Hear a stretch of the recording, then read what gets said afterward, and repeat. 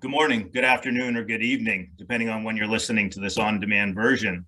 My name is Sean Crowley. I'm the Vice President of Portfolio Marketing for Dun Bradstreet, and it's my pleasure to be joined here today by Gudrun Wetak, who is the ABM Marketing Manager for Rockwell Automation. Together, we're going to be talking about how organizations can move from vision to value. Specifically, what are the 7 key skills for a CDP-powered marketing in today's B2B revenue-driven businesses? When you think about what's going on in the marketplace, there are some key trends that are shaping the future of how revenue-generating teams go to market together in a unified way. The first is privacy. Obviously, consumers want to have more control over their personal data, and yet they're willing to forego and give up some of that personal information if they feel that they can get value in return. However, as we move into cookieless futures, that is having a significant impact over how organizations choose to go to market and the technologies in which they use to engage digitally with relevant targeted audiences.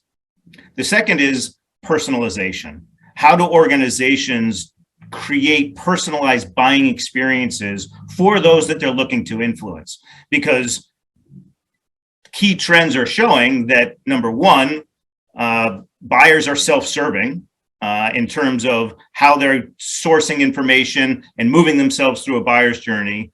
But then it also shows that with increased personalization comes increased engagement and increased conversion rates. Organizations are increasingly using more technology to engage with those buyers, customers, and prospects based off of the channels in which they're engaging. And this is leading to drastic proliferation. We did a survey last year of over 600 B2B marketing professionals, and we found that on average, organizations are using at least 10 sales and marketing tools. When you start to figure in ad tech technologies as well, that number increases. And when you combine privacy and personalization and the proliferation of tool sets, these factors are increasingly making it more difficult for organizations to measure the performance of their campaigns and prove the ROI of their efforts. In order to effectively do this, today's digital buying journey really requires the alignment of that ad tech, martech, and sales tech stacks. And this is where you're starting to see the emergence of a term around rev tech, revenue technologies, and how organizations effectively leverage online and offline data and bring that together through ID graphs to effectively engage customers, personalize buying journeys, and move them through awareness to consideration into a buying phase. Dun Bradstreet is uniquely positioned today to provide intelligence and connectivity to those revenue teams who need to build the precise target audiences to streamline how their tools work together and to measure their results. I'm going to hand things over to Gudrun now, who's going to talk about how Rockwell Automation is utilizing the capabilities and the data that we have to drive these types of intelligence, to drive the type of insights that they can to promote growth for their business. Gudrun? All right. Thanks, Sean. This is a great tool, and there is so much vision and so many cool things we can do with it. It's intoxicating. And this happens because the value of digital transformation and being data-driven is so clear. It's not even a question of why wouldn't we do this? It's why aren't we? And the next thing you know, we are drunk on data. And then we wake up the next morning and we're like, wait a minute, what did we buy and how does this work? Does anyone know how to use this? And that is the harsh reality of pretty much everything involved in digital transformation. It's a lot of work that everyone is still figuring out. So how did I do this? Not once, but twice.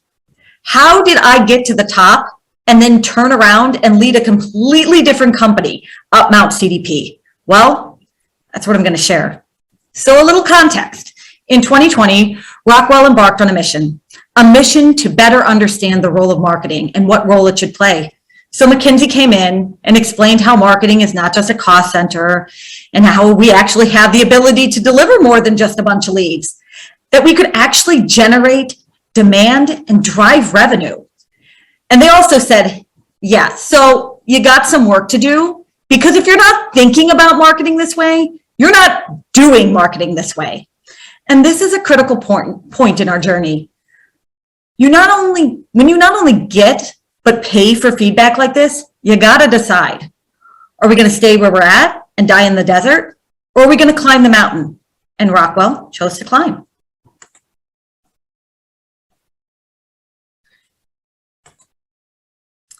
So based on McKinsey's 5 recommended and critical transformation shifts that basically boiled down to, you need a demand engine, you need to reimagine your marketing structure, and you need to hire someone to do it, Rockwell did something. They hired my boss, and he hired IBM.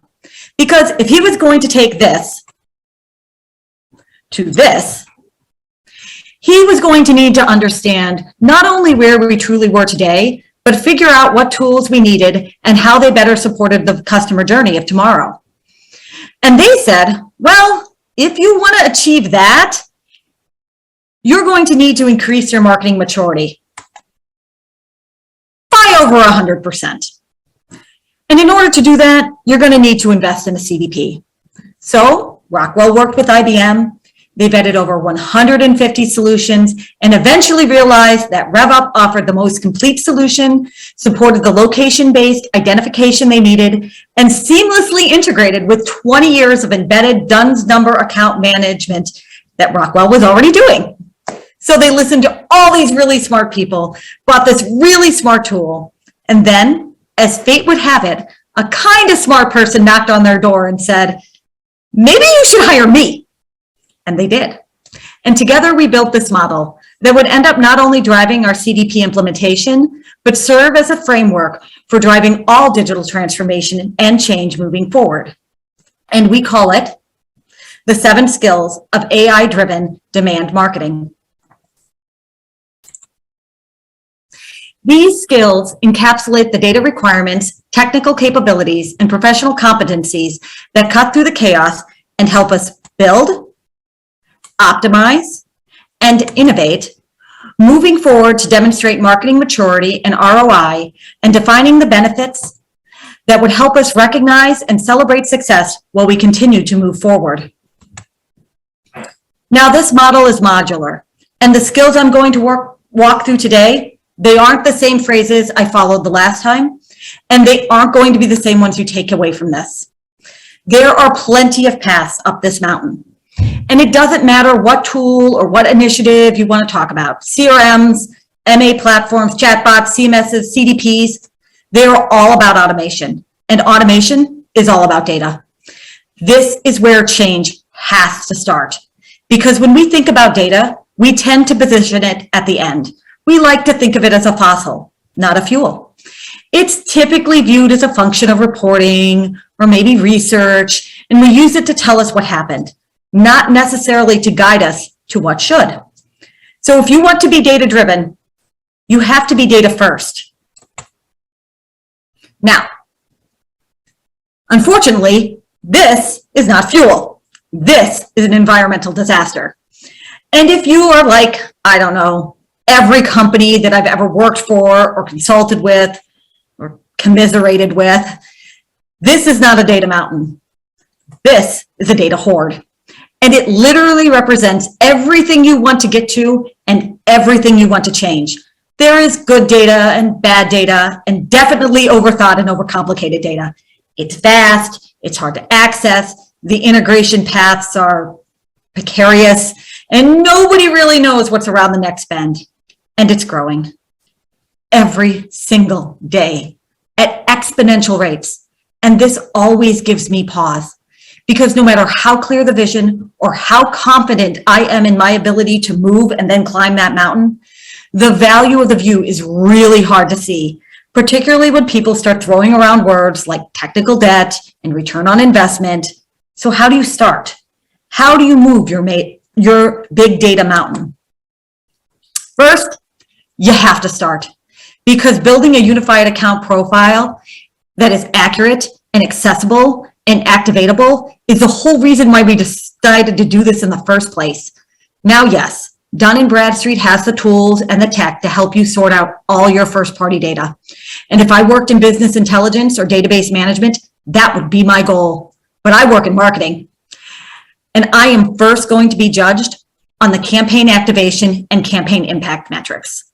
I do not have the luxury or the time of picking up, analyzing, and dreaming up a use case for every single rock in that pile, especially because most of this data is managed via a bottom of the funnel up strategy, not a top of the funnel down strategy, which means a huge portion of my prospect data probably isn't even in there.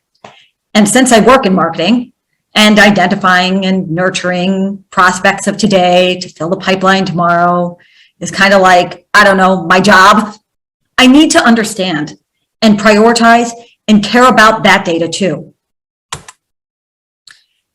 So we can't take everything and we can't take nothing. And we definitely don't have the time to sort through every single pebble and figure out what's data gold or data pyrite. So what do I look for? First, I look for high value data. This is the 20% of data that 80% of people actually know how to talk about.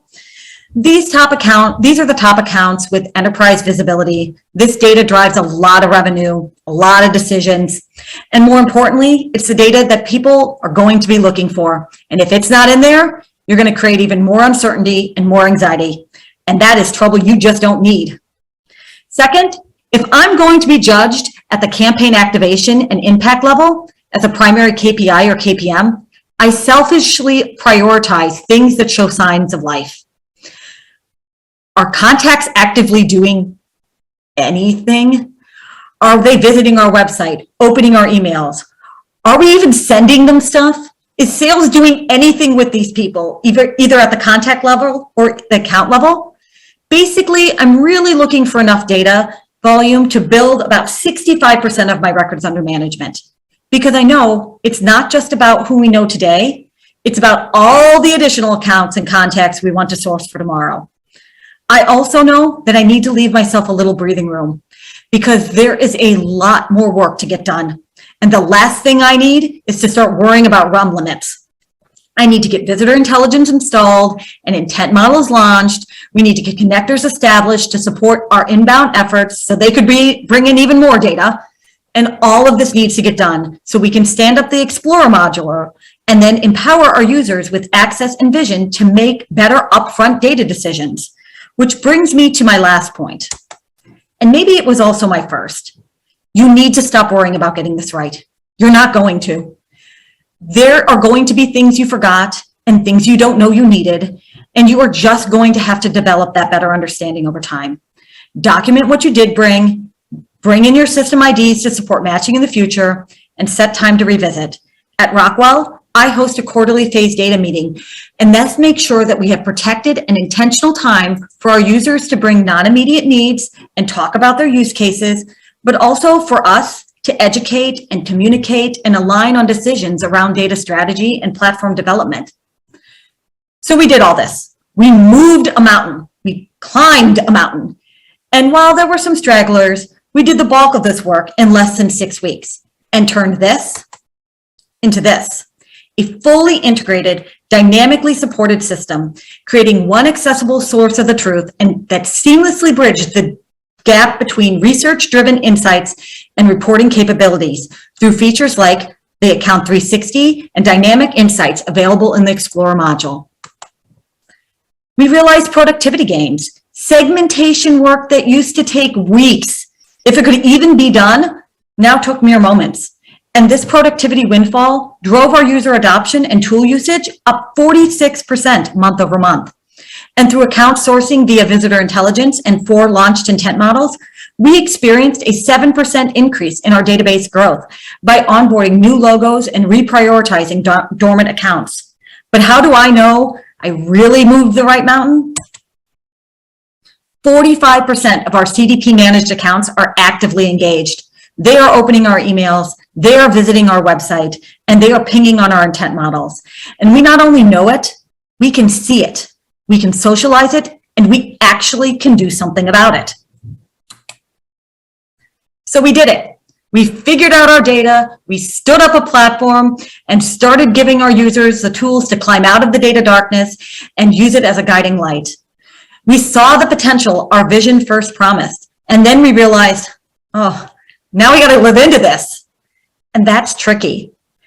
But this is also the reason why we call this model the 7 skills of AI-driven demand marketing, not the 7 steps, because it's more than just about platforms and processes. It's about people. It's about enabling and empowering the people who have the different skill sets to drive the multiple initiatives forward. And the unique skills of your team and the maturity level of each of them is as unique as your team itself. I can meander up a mountain, but I am certainly not climbing out of whatever this guy is. And figuring that out is worth work doing, but it's also hard work and it's long work.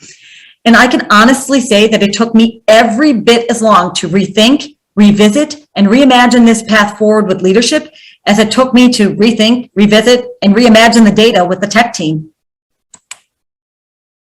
So just like we had to start building, we also just had to start optimizing, which means we had to start educating and advocating for the shift in data-driven mindset.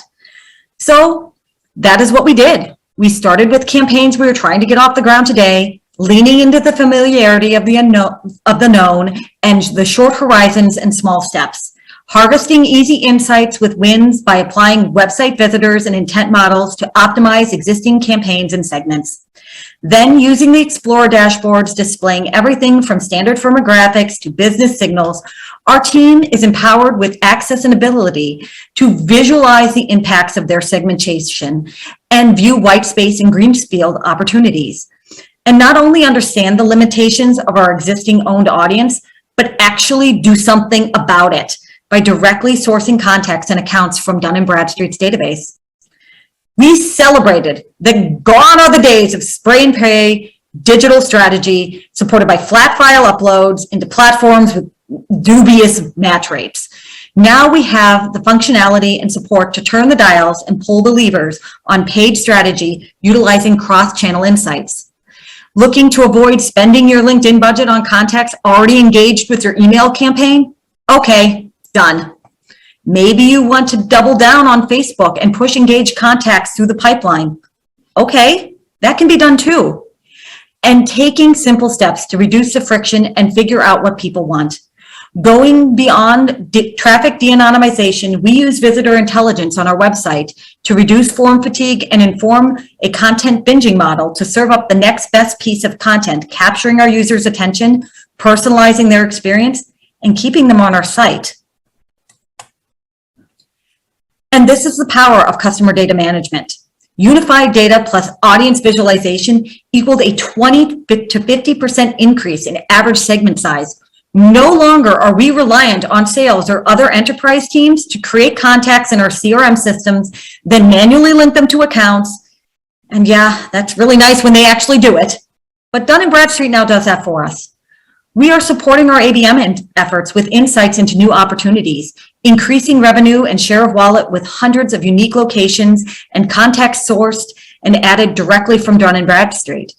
We are no longer just providing information to sales. We have paved the way to a seat at the account management table, leveraging the dynamic dashboards in Explorer and the deep insights available in the Hoover's Crush and One Stop reports. And through the seamless insights and integrations with Eloqua, Facebook, Google Ads, LinkedIn, that not only support better management, but a better match rate, we have the ability to optimize not only our digital efforts, but our digital budget. So now we need to go. We need to grow beyond our current efforts and our comfort zone and continue to scale up by applying and optimizing our buying journey work to help channelize the sales network and turn the success of one account into the success of many. And we need to learn to look beyond human intuition and interpretation and check our own internal bias at the door, using modeling features to uncover unseen opportunities. And this work has already begun. Leaning into our unified account profile, we support direct-to-seller regional campaigns, providing access to all known buying group contacts for select target accounts, better supporting them and our customers as they work through complex purchase decisions. We are recognizing that account-based marketing is more than just relationships. It's data, and data is what RevUp makes possible. Looking at all the available data, we plan to leverage the modeling features in the CDP to target and prioritize accounts primed for development and worthy of the resource investment ABM requires. We are working on scoring initiatives, Because at the end of the day, we want our content creators, business developers, leaders, as well as our budget dollars to work smarter, not harder.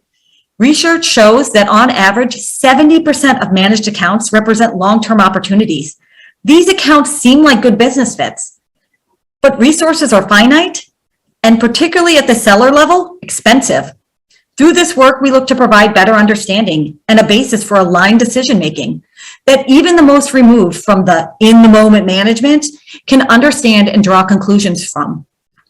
And what better way to show our efforts move the needle than to actually show they move the needle? Intent modeling and aggregated research and buy scores open this door for us.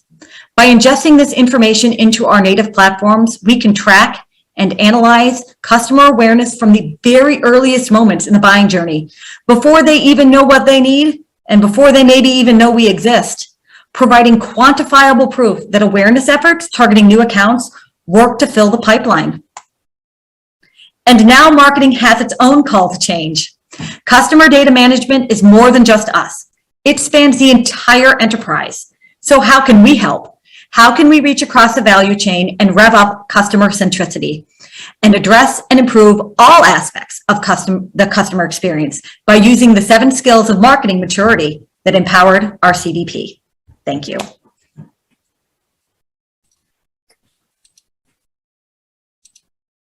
Great. Gudrun, that's what a story. I mean, I think that it really does capture the value that you guys are getting, and the objectives and your goals are all pointed in the right direction. I think it captures also the value that this partnership between Rockwell and Dun Bradstreet really is all about, establishing data that you can trust so you can build campaigns that deliver. And when you think about the capabilities of the platform, and you mentioned D&B RevUp ABX, there are 2 kind of key capabilities here from the data management, from the D&B portfolio. The first is around data management and tapping into the world's largest and most trusted B2B data cloud. And once you can do that and you create those connection points, then it's about maintaining and managing your data so you keep your customer and prospect data clean, complete, and up to date. So you're always working with relevant information. And then it's about pulling that data together to being able to connect your rev tech stack, sales, marketing, ad tech, all into those data silos, pulling that data together so you can actually have a single source of truth. And you can act upon both online and offline data. You can combine first-party and third-party engagement models so you create a comprehensive view of the audiences that you're trying to engage with. So you can quickly build those precise audiences and optimize the engagements across the different channels. I thought that your diagram, the architecture that you had there showed talking about CRM, your marketing automation platform, your ad tech platform, your website, pulling in all of that information together so you could continuously optimize what was going on there. And then being able to measure that, right? To provide that feedback loop, not only from the engagements that your audiences are doing, but how they're interacting with you, where they're interacting with you, and then pulling that back into the CDP to create this virtuous cycle to optimize your programs. Gudrun, I wanted to thank you again for your time here and the insights that you provided. And I hope that everybody here has a great conference. Thanks and have a great day.